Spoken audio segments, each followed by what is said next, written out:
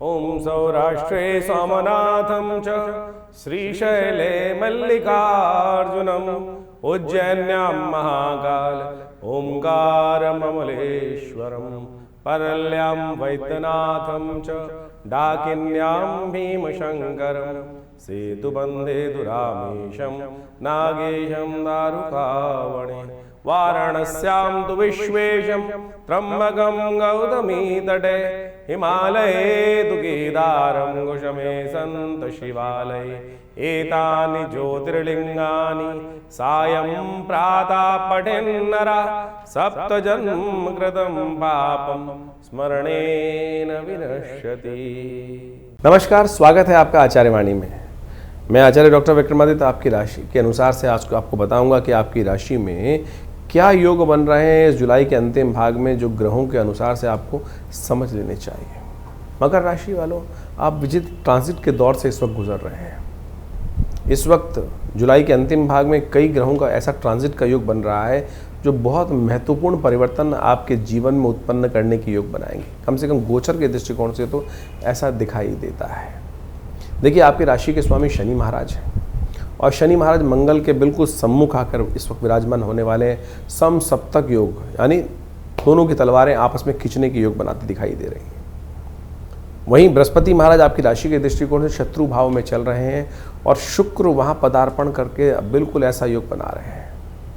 बहुत सारे लोग आपको भ्रमित करने का प्रयास कर सकते हैं कि ये स्थिति थोड़ी सी अनुकूल नहीं है, लेकिन हमारी दृष्टिकोण से ये स्थिति आपके लिए कई मामलों में विजय के योग दे सकती हैं। यदि आपने सही मार्ग पकड़ लिया, आपके लिए कष्टों को निवारण करने का योग भी बनता दिखाई देगा। कई बार जो स्थितियां हैं वो दिखती कुछ और है, बनता कुछ और है उसके अनुसार से, तो आपको समझने की ज़रूरत है। कुछ परिवर्तन का योग बनता दिखाई दे रहा है, ट्रैवल का योग बनता दिखाई दे रहा है। आने वाले 1-1.5 साल में आपकी राशि के दृष्टिकोण से स्थान परिवर्तन का योग भी बनता दिखाई दे रहा है आपकी राशि के दृष्टिकोण से। तो आप समझें आपकी राशि में क्या कुछ होने के योग हैं। इस जुलाई के अंतिम भाग में महत्वपूर्ण परिवर्तन का चीज़ें आपको देखने को मिल सकती हैं। 21 जुलाई से आरंभ करते हैं, सोमवार का अवसर है, सावन का दूसरा सोमवार का योग बन रहा है, एकादशी के दिन बन रहा है। चंद्रमा उच्च के होकर आपके बुद्धि भाव में शुक्र के साथ विराजमान है, जो चीज़ों को पॉजिटिव करने के लिए आपके लिए रास्ता बनाते दिखाई दे रहे हैं। तो आनंद भाव से आगे बढ़ने का प्रयास कीजिए, चीज़ें आपके लिए अनुकूल होती दिखाई देंगी। केवल शिव का ध्यान करें, विष्णु जी को इस दिन तुलसी दल मंजरी के साथ अर्पित करें। सावन का सोमवार है, दूसरा सोमवार है, तो ऐसे समय को खाली मत जाने दीजिएगा। जितना हो सके शिव की आराधना करें या करवाएं। विवेकानंद योगाश्रम में भी इस दिन रुद्राभिषेक का कार्यक्रम है, उसमें सम्मिलित हो सकते हैं आप चाहें तो, या दूर बैठे हैं तो अपने नाम से करा भी सकते हैं। उसके लिए फ़ोन पे संपर्क साधें, अपना स्थान आरक्षित करें। 22 तारीख मंगलवार का दिन द्वादशी और त्रयोदशी तिथि का योग है और ग्रह नक्षत्रों के दृष्टिकोण से परिवर्तन का समय दिखाई दे रहा है। चंद्रमा परिवर्तन की तरफ जा रहे हैं और ये परिवर्तन आपकी राशि के दृष्टिकोण से कुछ अच्छा कुछ खराब भी है। स्वास्थ्य का ध्यान रखना पड़ेगा, छोटी छोटी बातों पर दिमाग में प्रेशर ना दें। चीज़ें कहीं ना कहीं अनुकूल होंगी आपकी राशि में दिखाई दे रही हैं। ऋण से निवृत्ति का योग चाहते हैं तो इस दिन अवश्य एक काम करें, ऋण मोचन स्तोत्र मंगल का अवश्य जप करने का प्रयास करें। वह भगवान हनुमान जी का सुंदरकांड का पाठ करें, वो आपके लिए लाभदायक हो सकता है। कावड़ यात्रा आरंभ करने का, कावड़ धारण करने का अंतिम मुहूर्त बन रहा है और ऐसे में मध्याह्न के बाद कावड़ धारण करें। कल जल चढ़ेगा भगवान पर। 23 तारीख का दिन शिवरात्रि का दिन है, बुधवार के दिन महाशिवरात्रि का सुंदर सावन की शिवरात्रि का योग बन रहा है। आपकी राशि में गजकेसरी योग बना हुआ है और ऐसे में ये योग आपके लिए आराधना कर कर समस्त कष्टों से निवृत्ति का योग दे रहा है। महामृत्युंजय मंत्र का जप अवश्य कीजिएगा। स्वास्थ्य के लिए दिन थोड़ा भारी दिखाई देता है। शिव की शरणागति प्राप्त कर कर आप अपने कष्टों को निवृत्ति का योग बना सकते हैं। 24 तारीख बृहस्पतिवार का दिन अमावस्या तिथि है। ग्रह नक्षत्रों के दृष्टिकोण से ग्रह परिवर्तन की तरफ जाएंगे और ये परिवर्तन आप में नया उत्साह वर्धन करने की योग बनाएंगे। बुध के साथ जो स्थिति बनती दिखाई दे रही चंद्रमा की, सूर्य के बुध की युति कहीं ना कहीं बुध को अस्त करती दिखाई दे रही है। ये चीज़ें नया रास्ता दिखाई देगा, लेकिन थोड़ा सा आपको ऑर्गेनाइज करने में दिक्कत आएगी। चीज़ों को थोड़ा भारी बढ़ सकता है वो रास्ता, विजन थोड़ा भारी। नया रास्ता दिख रहा होगा आपको, लेकिन लगेगा आपको बहुत भारी है। क्यों? क्योंकि बुध इस दिन अस्त होने जा रहे हैं। बुध को शक्ति देने के लिए काम करना पड़ेगा आपको। थोड़ा सा हरी चीज़ों का दान करें। हरियाली अमावस्या इस दिन अपने आशीर्वाद देने के लिए एक पीपल का पेड़ों कहीं रोपित करें, उसको थोड़ा दिन जल इत्यादि दें। थोड़ा वनस्पतियों की सेवा करें। हरियाली अमावस्या है, इससे आपके पितृ भी प्रसन्न होंगे और कष्ट निवृत्ति का योग भी बनेगा। बात कर लेते हैं इस वक्त 25 तारीख के दिन मकर राशि वालों के लिए ग्रहों का योग किस प्रकार का है। शुक्रवार का दिन है और उस दिन सावन का शुक्ल पक्ष आरंभ हो रहा है। इस बार सावन में बड़े अद्भुत योग बने। सावन के सोमवार भी जो पड़ रहे हैं वो चतुर्थी के दिन पड़ रहे हैं और साथ साथ सावन का शुक्ल पक्ष और कृष्ण पक्ष जो भी आरंभ हुआ शुक्रवार के दिन हुआ। ये सावन रिद्धि सिद्धिदायक बन सकता है आपके लिए यदि आप शिव की और भगवान की शरणागति को सही रूप से प्राप्त कर लें। इस दिन मंगल परिवर्तन की तरफ जा रहा है। मंगल सूर्य के नक्षत्र में प्रवेश करने का योग बना रहा है। थोड़ा ध्यान रखिएगा, आपके विचार आपको थोड़ा लोगों से अलग थलग कर सकते हैं। थोड़ी उग्रता शांति से अपने पर्सोना को बदलने का हमको ज़रूरत है। थोड़ा सा अपने आप को लिबरल दिखाने की ज़रूरत है, नहीं तो लोग थोड़ा सा ये भाव कर सकते हैं। बड़े लोग तो आपसे प्रसन्न हो सकते हैं, लेकिन संकुचित विचारधारा वाले लोग आपसे थोड़ी सी विशेष तौर पे ईर्ष्या मनोमत रख सकते हैं। तो इसलिए कोशिश ये करें अपनी बातों को और ज़्यादा प्रैक्टिकल वे में सरलता के साथ लोगों के समक्ष रखने का आपको प्रयास करना चाहिए। गौ सेवा करें, आपके लिए अच्छा होगा।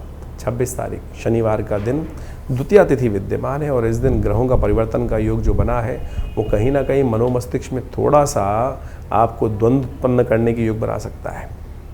थोड़ा सा दो नावों में पैर करते दिखाई दे रहे हैं, कभी इधर सोचें उधर सोचें, विचार इधर उधर भागते दिखाई देंगे। इस दिन शुक्र परिवर्तन के लिए जा रहे हैं और ये आपके लिए विजय का योग बनाते दिखाई दे रहे हैं। बृहस्पति के साथ शुक्र विराजमान होकर आपकी राशि के दृष्टिकोण से सफलता और विजय का योग आपकी राशि में बहुत जल्दी बनेगा और ये आपके लिए एक नया रास्ता खोलता दिखाई देगा।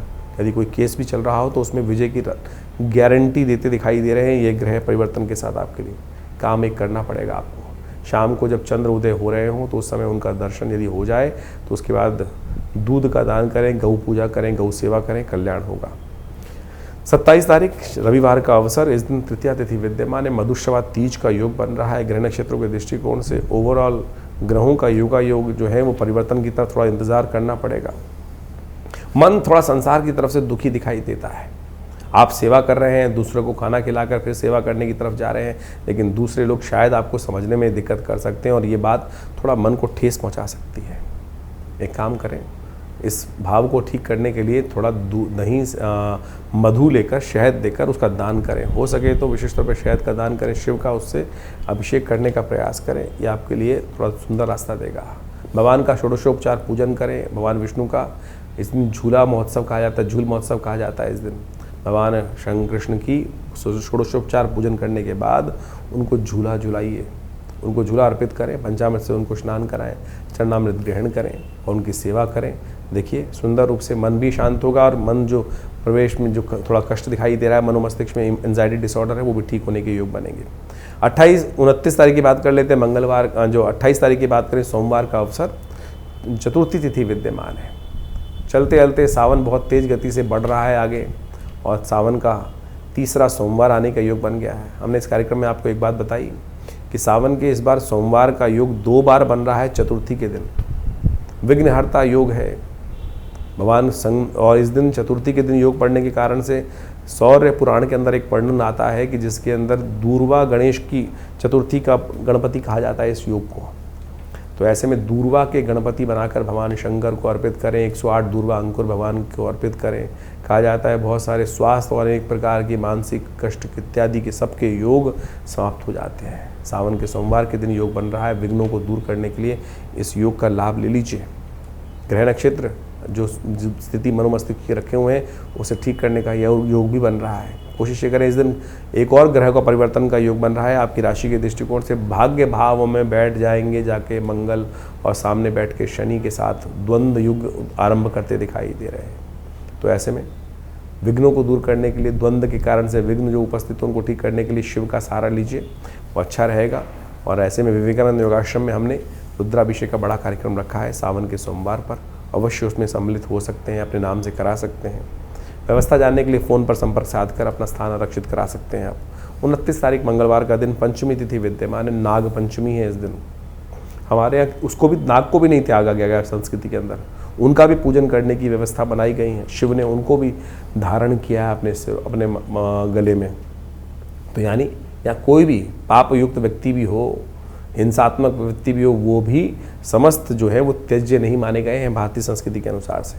ग्रह परिवर्तन की तरफ जा रहे हैं। अध्यात्म का आपके मनोमस्तिष्क में विचार उत्पन्न होता दिखाई दे रहा है, लेकिन फिर भी भ्रम की स्थिति बनी हुई है। कारण है उसके मन के भ्रम का। बृहस्पति और शुक्र दोनों के दोनों इस वक्त शुक्र के साथ साथ जो है बृहस्पति तो कम से कम जो है वो शुक्र के राहु के नक्षत्र में चल रहे हैं, इसलिए भ्रम की स्थिति को ठीक करना पड़ेगा। अपने घर में थोड़ा गूगल का धूम्र उपस्थित करने का प्रयास करें, हो सके तो यदि गन्ने का दान करने का प्रयास करें। यदि हाथी कहीं दिखाई दे जाए या गणेश जी का निमित्त पूजन करते हुए दूर्वा अर्पित करने का प्रयास करें, इससे भ्रम को दूर करने की स्थिति बनेगी। 30 तारीख बुधवार का अवसर, षष्ठी तिथि विद्यमान है और ऐसे में कल की जयंती का सुंदर अवसर पड़ रहा है और ऐसे में ग्रह नक्षत्रों के दृष्टिकोण से आपके लिए ग्रह योग जो योग बना रहे हैं वो कहीं ना कहीं धर्म से विजय का योग बनाते दिखाई दे। धर्म का मार्ग मत छोड़ना, अध्यात्म का मार्ग मत छोड़ना। कहीं ना कहीं मनोमस्तिष्क में राहु के प्रभाव के कारण से थोड़ा सा धर्म के प्रति हीनता, शनि का प्रभाव दिखाई दे रहा है, धर्म से विमुख हो सकते हो।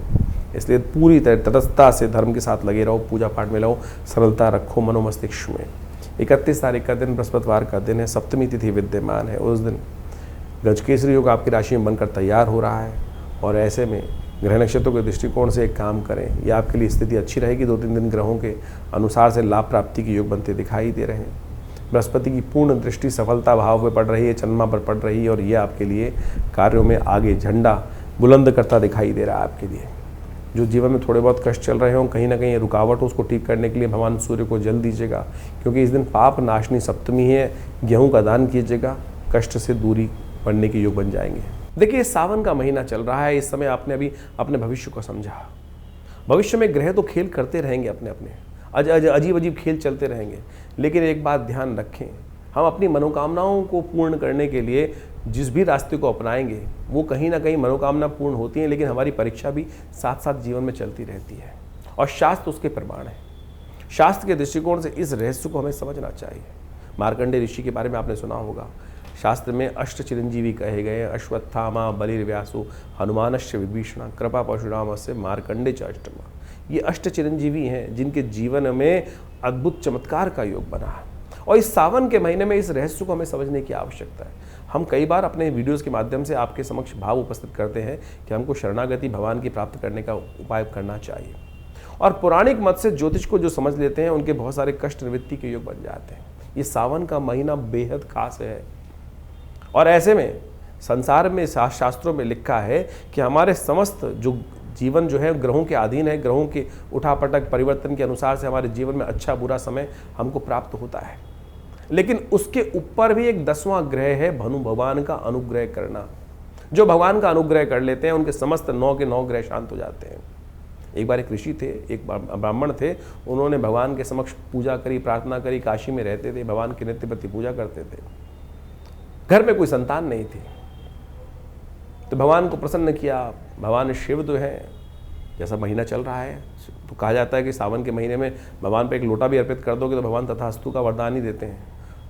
भगवान प्रसन्न हुए, कहा जाता है बहुत वर्षों की साधना से, और भगवान ने उन ब्राह्मण को, विप्र को कहा कि बोलो क्या चाहते हो। उन्होंने भगवान के सामने प्रार्थना रखी कि हमारे घर में संतान नहीं, संतान आप आशीर्वाद दें तो संतान। तो भगवान ने बड़ा विचित्र प्रश्न किया, बोले संतान चाहिए, पुत्र चाहिए, कुपुत्र चाहिए। कुपुत्र चाहिएगा तो लंबा जीने वाला मिलेगा, सुपुत्र चाहिए तो केवल 5 वर्ष की आयु वाला मिलेगा। कहा जाता है कि संतान की आकांक्षा में उस साधु ने, संत ने, ब्राह्मण ने कहा कि भगवान सुपुत्र ही दो, कुपुत्र होगा तो जीवन भर कष्ट देगा, कम से कम 5 साल तो सुख प्राप्त करने का योग बनेगा, संतान की सेवा करने का अवसर मिलेगा। भगवान ने तथास्तु कहा। देवयोग से संतान प्राप्ति हुई, मार्कंडेय ऋषि उस घर में उत्पन्न हुए और जैसे जैसे जीवन समय आगे चलता रहा, उस साधु को, उस ब्राह्मण को ये तो पता ही था कि बच्चे की आयु केवल 5 साल है। 4 साल बड़े सुंदर निकल गए, 1 वर्ष रह गया। मन में ऐसे भाव थे कि अब बचा कहाँ है समय, सुख का बस अंतिम समय है, बालक का जीवन केवल 1 वर्ष शेष रह गया है। तो कहा जाता है कि उन्होंने कई जगह जन्मपत्री दिखाई, तो उन्होंने कहा कि किसी संत का आशीर्वाद मिल जाए तो इसके समस्त जो है कष्ट निवृत्त हो सकते हैं। संत का आशीर्वाद इतना चमत्कारी होता है, इसलिए हम कई बार आपको कहते हैं कि जहाँ भी संत हैं उनको दर्शन करके लाभ लेने का प्रयास करें। तो मार्कंडेय ऋषि के जीवन में एक घटना घटी कि उनके पिता को कहा किसी ज्योतिषी ने कि भाई संत का आशीर्वाद चाहिए, संतों का आशीर्वाद। बोले संत कहाँ ढूंढने मिलेंगे, संत कहाँ ढूंढूं। बोले तुम तो ये छोड़ो, कौन है कि संत नहीं, सबका ही आशीर्वाद लेने का प्रयास करो, हो सकता है भाग्य से कोई ना कोई मिल जाए। बोले क्या करूं? बोले एक काम करो, कुटिया बनाओ, गंगा के तट पर संत महात्मा दर्शन करने आते हैं, स्नान करने आते हैं, जो भी दिखाई दें अब सब उनके ही चरणों में नमन करो, सब आशीर्वाद देंगे। यही किया उन्होंने। 1 वर्ष था, धीरे धीरे समय भागता चला गया। देवयोग से 3 दिन शेष रह गए थे उस 1 वर्ष पूरा होने में। मार्कंडेय ऋषि का जो शरीर था पूरा होने में 3 दिन बाकी थे। देवयोग से भगवान की कृपा से 7 ऋषि वहाँ से निकले, उन्होंने नमन किया। और जैसे ही मार्कंडेय ऋषि ने उनको नमन किया, उस ऋषि बालक ने नमस्कार प्रणाम किया, उन्होंने कहा यशस्वी भव, दीर्घायु भव। और जैसे ही दीर्घायु कहा तो वो ब्राह्मण था, हंसा। बोले महाराज आप आशीर्वाद दे रहे हो, दीर्घायु भव, आयुष्मान भव का आशीर्वाद दे रहे हो, इस बालक के तो 3 दिन ही शेष रह गए हैं। उनको बड़ा विचित्र लगा सप्तऋषियों को कि अरे हमारा आशीर्वाद तो निष्फल चला जाएगा। उन्होंने विचार किया और उन्होंने ब्राह्मण से कहा कि अरे ब्राह्मण एक काम करो, अब 3 दिन तो रह ही गए हैं, तो इस बालक को हमको ही दे दो, हमारे साथ ही जाएगा, कुछ ना कुछ योग बनेंगे। ब्राह्मण ने सोचा 3 दिन रह गए हैं, अब हो सके तो जो भी कृपा होनी हो, वो सप्तऋषि उनको साथ ले गए। सप्तऋषि सीधे पहुँचे, कहा जाता है कि भगवान ब्रह्मा के पास, और उस बालक को कहा कि हमारे पीछे रहना। और जैसे ही सप्तऋषियों ने भगवान ब्रह्मा को प्रणाम किया तो ब्रह्मा जी ने उन सबको आशीर्वाद दिया आयुष्मान भव। और जैसे ही आशीर्वाद दिया आयुष्मान भव तो भगवान ने कहा, समस्त सप्तऋषियों ने कहा कि हमारी बला तो टली, अब आपके हमारे वाक्य से अब आपका वाक्य जुड़ गया और अब आपकी बला, इस संसार को रचा आपने ही ब्रह्मा जी। तो जैसे ही वो हंसे सप्तऋषि, तो ब्रह्मा जी ने पूछा हंसने का कारण? बोले इस बालक की आयु के 2 ही दिन शेष रह गए हैं, अब तो कल इसकी मृत्यु होनी, और आपने तो आयुष्मान भव का आशीर्वाद दे दिया। अब आप हमने पहले दिया था, पूरी वृत्तांत सुनाया, पहले हम फंस रहे थे, आपको भी फंसना है। आप अपनी वाक्य को कैसे रखेंगे, मर्यादा कैसे रखेंगे अपने आशीर्वाद की, वो आपके ऊपर है। ब्रह्मा जी ने विचार किया, बोले अब तो एक ही रास्ता है कि जो संसार में जो सबसे पराशक्ति है वही इस कष्ट से निवृत्ति का मार्ग दे सकती है। कहा जाता है कि भावी मेट सकें त्रिपुरारी, सब लोग वहाँ पर चलकर भगवान शंकर के द्वार पहुँचते हैं। भगवान शंकर के जब द्वार पहुँचते हैं तो वही प्रणाम, सबने प्रणाम किया और भगवान शंकर ने आयुष्मान प्रदान किया, यशस्वी भव, आयुष्मान भव। भगवान के समस्त जो भी जाएगा आशीर्वाद देगा। आपके समक्ष भी कोई आता है तो आप यही आशीर्वाद देते हैं ना, ये थोड़ी देखते हैं कि कौन कैसा पात्र है। जब झुका तो आशीर्वाद स्वयं निकलेगा, और जैसे ही वो बालक त्या समस्त झुके तो वो आशीर्वाद निकल गया। तो सबने भगवान के समक्ष कहा, भगवान आप ही कर सकते हैं, आप ही का आशीर्वाद है, यही कर सकते हैं। भगवान ने देखा क्या हुआ, तो उस बालक को देखते ही भगवान को याद आया तो ये हमारा ही आशीर्वाद से दिया हुआ पुत्र है, और अब आशीर्वाद दे दिया। तो भगवान ने उनको सप्तऋषियों का तुम जाओ, इस बालक को यहीं छोड़ जाओ। और जब ये इस बालक को वहीं छोड़ दिया, शाम के समय का समय था, यमराज आए और यमराज ने उस दिन अपना जैसे ही फंदा उस मार्कंडेय ऋषि के गले में डाला, ओम नमः शिवाय का जप करते वो शिव से चिपट गए। भगवान ने त्रिशूल लेकर जैसे ही यमराज की तरफ आक्रमण किया, अरे मेरा नाम ले रहा है भक्त, इस पर तुम अपना फंदा डाल रहे हो। तो यमराज ने कहा, भगवान आप ही का दास हूँ, आप ही के संसार के क्रम को चलाने का कार्य करता हूँ, आपने जो दायित्व दिया है। तो भगवान ने बड़ा विचित्र उनको जवाब दिया कि आशीर्वाद मेरा है, मैंने ही आयु दी थी, तो इसको मेरे अनुसार ही तुमको समझना पड़ेगा। बड़ा सुंदर शास्त्र में व्याख्यान मिलता है कि भगवान ने किस प्रकार से मार्कंडेय को अमर किया। तो भगवान ने कहा कि एक बात समझो कि किस प्रकार की स्थिति है। ये सावन का महीना इतना सुंदर है कि ऐसे में भगवान शिव की आराधना कर कर आप समस्त अपने जीवन के कष्टों को दूर कर सकते हो। इस भाव को हमें समझने की आवश्यकता है। तो कहा जाता है भगवान ने यमराज से कहा कि एक बार बताओ कितने वर्ष की आयु दी थी। बोले 5 वर्ष की आपने आयु दी थी। 5 वर्ष की आयु। बोले 5 वर्ष किसके थे? 5 वर्ष मेरे अनुसार चलेंगे, गणनाएं मेरे अनुसार चलेंगी या तुम्हारे अनुसार चलेंगी? बोले भगवान आप ही बताएं किसी गणना। बोले मेरी गणना के अनुसार से मैंने 5 वर्ष की आयु दी, तो 5 वर्ष मेरी गणना के अनुसार से चलेंगे, तुम्हारी गणना के अनुसार से नहीं चलेंगे। इस संसार में कहा जाता है कि जो कई कल्प, एक ब्रह्मा के जीवन में कई कल्प विराजते हैं, और भगवान तब उनका जो आयु पूरी होती है। कई कल्प जब बीत जाते हैं, कई कल्प बीते, तब ब्रह्मा जी की वो आयु निकलती है। और भगवान शिव के एक दिन में 10 ब्रह्मा की आयु निकल जाती है। तो अब भगवान ने कहा गिनाओ, 5 वर्षों के महीने बनाओ, दिन बनाओ, उसके बाद गणना करो। तो यमराज ने हाथ जोड़े भगवान के। तो ये चमत्कार है भगवान की भक्ति का। तो मार्कंडेय ऋषि जब अमर हो सकते हैं, शास्त्र में वर्णित है, तो असंभव इस संसार में कुछ नहीं है। तो आप बड़ी श्रद्धा के साथ भगवान के अनुनय विनय के साथ पूजन करने का इस सावन के महीने में सुंदर जो योग बन रहे हैं, जो आपने भी समझे, तो इसलिए इस भक्ति मार्ग पर चलने का प्रयास करें। जीवन में चमत्कार हो सकता है। बाकी सब ग्रहों का जो खेल है वो तो है ही है, विचित्र है। तो ये ग्रहों की गणना जो आप समझ रहे हैं, वो एक तरफ नवोग्रह, एक तरफ 10वां ग्रह प्रभु का अनुग्रह, एक तरफ उसको अपनाने का प्रयास करें, चमत्कार हो सकता है। तो सावन के सुंदर महीने में आपने ग्रहों का योगा योग समझने का प्रयास किया और इसके अनुसार से आपकी राशि के दृष्टिकोण से किस प्रकार के ग्रहों का योगा योग चल रहा है वो आप समझ लें, तो बहुत अच्छे से आप चीज़ों को, परिस्थितियों को अपने अनुरूप से परिवर्तन करने का योग बना सकते हैं। देखिए, जैसे ग्रहों का योग, परिवर्तन का योग इस समय बना है, चाहे वो शनि का परिवर्तन हो चुका हो, उसके साथ साथ मंगल का परिवर्तन जो विचित्र योग बना रहा है वो आपको समझ लेना चाहिए, समसप्तक योग। ऐसे में कई ग्रहों का जो परिवर्तन, बुध का अस्त होना, ये सबका सब बहुत विशेष योग लेकर आपके जीवन में उपस्थित हो रहा है। यदि हम वास्तविक तौर पर राजनीतिक दृष्टिकोण से या विश्व के व्यापक दृष्टिकोण से देखा जाए तो शनि मंगल का समसप्तक योग कई प्रकार की भयावह त्रासदियों को जन्म दे सकता है, चाहे वो प्राकृतिक आपदाओं के रूप में हो या वो विशेष तौर पर राजनीतिक तौर पर या सामाजिक दृष्टिकोण से। कई प्रकार के द्वंद्व ऐसे समय में उपस्थित होते हैं। ज्योतिष की गणनाओं के अनुसार से इस बात को हम अच्छे से समझ सकते हैं कि जब जब शनि मंगल आपस में या तो एक संग बैठे हों या एक दूसरे के सामने हो तो युद्ध की स्थिति रहती है, चाहे वो किसी का भी जीवन चल रहा हो। तो ऐसे में अपने मनोमस्तिष्क को हमको शांत रखते हुए कार्य करने का प्रयास करना चाहिए। जिस प्रकार से ग्रह योग आने वाले 3-4 महीने तक के लिए इस प्रकार की स्थिति बना रहे हैं, अभी समसप्तक योग बन रहा है, फिर आगे जाके षडाष्टक योग फिर पुनः बन जाएगा शनि का और विशेष तौर पर मंगल के साथ। और ऐसे में 2 ग्रह विशेष तौर पर और भी समझने की आवश्यकता है।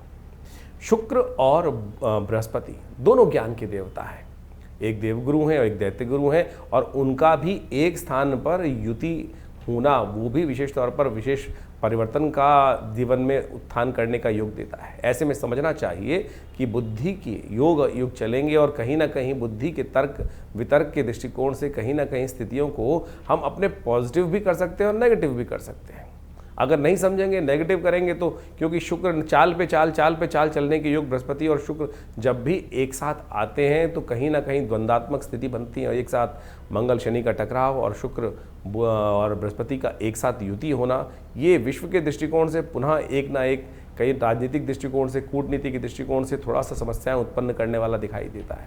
जो लोग शेयर इत्यादि के क्षेत्र में या किसी भी प्रकार के कार्य करने में जहां बहुत तेज डिसीजन लेने की आवश्यकता होती है, ऐसे में सावधानी के साथ कार्य करने की ज़रूरत रहेगी। मार्केट में एक विशेष तौर पर जो ग्राफ है वो उठने और गिरने का योग विशेष तौर पर बनता दिखाई दे रहा है। तो ऐसे में ग्रहों की स्थिति को आपने यदि समझ लिया, उसके अनुसार से जीवन में परिवर्तन करने का प्रयास किया, तो बहुत अच्छे से चीज़ों को आप अपने अनुरूप परिवर्तन करने का योग बना सकते हैं। और आदिकाल में भी लोगों ने इसी प्रकार से योग अयोग का लाभ जीवन में समझने का प्रयास किया है। बहुत सारे लोगों के प्रश्न मन में चलते रहते हैं और उन प्रश्नों का निवारण करना भी बहुत सारा आवश्यक ज़रूरी होता है। इन देखिए, जीवन में कष्ट हैं और उनका निवारण करने का मार्ग विभिन्न उपायों के माध्यम से शास्त्र में ऋषियों ने अपने अपने अनुसार से शास्त्रों में वर्णित किया है। लेकिन विशेष योग जो है वो हरिनाम ही है, भगवान का नाम ही है, जो सब प्रकार से जीवन के कष्टों को दूर करता है। भगवान वेदव्यास ने समस्त पुराणों की, समस्त बहुत विशेष ग्रंथों की रचना करी और उन्होंने अंत में एक बात लिखी, आलुड्य सर्वशास्त्रानि विचारे व पुनः पुनः इदमेकम सुनिष्पन्नम ध्याये नारायण सदा। तो भगवान का, श्री हरि का, भगवान का स्तवन किसी प्रकार भी यदि हम कर लें, वही वास्तविक तौर पर ग्रहों का निवारण होता है। इंडिविजुअल तौर पर कई ग्रहों के उपचार के तौर पर बहुत सारे समय समय पे हम उपाय बताते ही रहते हैं, लेकिन उसके साथ साथ भी पराप्रकृति ने, ऋषियों ने जिस प्रकार से हमारे भारतीय सनातन पद्धति के अनुसार से विभिन्न त्योहारों को, विभिन्न जो उत्सव हैं उनकी संरचना करी है, वो इसी सोच समझ कर करी है कि किसी न किसी प्रकार से हम उस प्रभु भजन में अपने आप को लगाए रखें। सावन चल रहा है और सावन में भगवान को प्रसन्न करने के लिए एक लोटा जल ही काफ़ी है। अनेक अनेक अनुष्ठान, बड़े बड़े अनुष्ठान, बड़े बड़े चमत्कारिक प्रभाव उपस्थित करते हैं, उनको भी करना बड़ा श्रेष्ठ शास्त्र माना गया है। लेकिन वहाँ सबसे बढ़िया जो सरलतम उपाय है, भगवान शिव पर एक लोटा जल ही अर्पित कर दे। यदि नित्य प्रति इस उपाय को कर लेना, आपको कोई बहुत बड़े किसी और उपाय की आवश्यकता नहीं पड़ेगी। तो शास्त्र में इन सब जो रीति रिवाज के माध्यम से इन समस्त सरल पद्धतियों को हमारे ऋषि मुनियों ने वहाँ पर इंगित किया है, तो इसको हमें समझना चाहिए।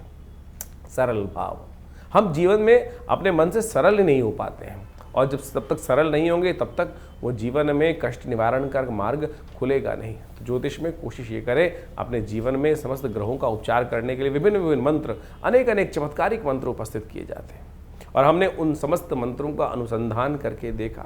विभिन्न विभिन्न प्रकार के जीवन में हर बहुत सारे लोग कष्ट में आते हैं। ऐसे में यदि स्वास्थ्य के दृष्टिकोण से कोई समस्या चल रही हो तो इस विशेष तौर पर सावन के महीने में महामृत्युंजय मंत्र का जप करना सबसे श्रेष्ठकर माना गया है। तो ऐसे में कैसी भी बड़ी विपदा हो उससे निवृत्ति का मार्ग प्राप्त करने के लिए, उस कष्ट को अपने जीवन से दूर करने के लिए महामृत्युंजय मंत्र का यथाउचित भाव से श्रद्धा के साथ अवश्य जप करें, और उसी मंत्र का जप करते हुए भगवान का अभिषेक भी करने का प्रयास करें। चाहे वो दूध से कर सकें, चाहे वो जल से कर सकें, जैसी आपकी सामर्थ्य, जैसी आपकी इच्छा हो। भगवान भाव के भूखे हैं, और भगवान के भाव जो दिए भाव का ही सामग्री बनाकर भगवान के श्री चरणों में अर्पित कर दें, तो देखिए समस्त कष्ट निवारण करने की देर नहीं लगी। शास्त्र कहता है एक घड़ी आधी घड़ी आधी से पुनियाद, तुलसी संगत साध की हरे कोट अपराध। तो इसलिए वो एक क्षण कब आ जाए। समस्या ये ना कि 108 बार 1.25 लाख मंत्र जप करने का शास्त्र में वर्णन मिलता है, वो इसीलिए मिलता है कि लगातार रिदम के साथ चलते हुए यदि एक क्षण के लिए भी, एक मंत्र के लिए भी हमारा मन एकाग्र हो पाया तो वो जो ट्रैवल पूरा लंबा मार्ग है वो बहुत आसानी से पूरा हो जाएगा। तो इसलिए सरलता से इसी भाव को हम अपने जीवन में रखने का प्रयास करें, तो ये विभिन्न ग्रहों का जो उपचार इत्यादि है वो सब हमारे जीवन प्राप्त हो जाएगा। बहुत सारे लोगों के अलग अलग प्रश्न होते हैं, जैसे हमने कहा, उन सब के निवारण के लिए हमने ये प्लेटफॉर्म आपके समक्ष रखा ही हुआ है। आप अपने प्रश्नों को व्हाट्सएप के माध्यम से हमारे यहाँ भेज सकते हैं। इसके अलावा हर रविवार को विभिन्न जो बड़े कार्यक्रमों में हम सब आपके साथ समय रहते हैं, तो उसमें आप आ भी सकते हैं। हर रविवार को विशेष तौर पर बड़ा कार्यक्रम रहता है, यज्ञ में आप सब सम्मिलित हो सकते हो। इस श्रावण के महीने में तो विशेष व्यवस्था हमने रखी हुई है कि हर रोज़ नित्यपति भगवान का रुद्राभिषेक, भगवान शंकर का रुद्राभिषेक चलता है आश्रम पे, और सोमवार के सोमवार जितने सोमवार पड़ रहे हैं उसमें विशेष बड़े तौर पर सामूहिक तौर पर भगवान के रुद्राभिषेक करने की व्यवस्था की गई है। आप भगवान के सानिध्य में एक बार रुद्राभिषेक का सुंदर आनंद शास्त्र विधि के अनुसार से कर देखिएगा, समस्त कष्टों को निवारण करने का सुंदर मार्ग अवश्य प्राप्त होगा। इसकी सुंदर व्यवस्था आश्रम की तरफ से है, तो आप स्वयं आकर किसी भी जो व्यवस्था को जानते हुए फ़ोन नंबर से संपर्क साध कर आप उस कार्यक्रम में जुड़ सकते हैं। और हमने ऐसा विश्वास रखा है कि भगवान की, और अनेक प्रकार से देखे भी हैं, कैसे भी कष्ट हों भगवान की कृपा से वो दूर हो जाते हैं और उससे आपको लाभ ही प्राप्त होगा। धन्यवाद।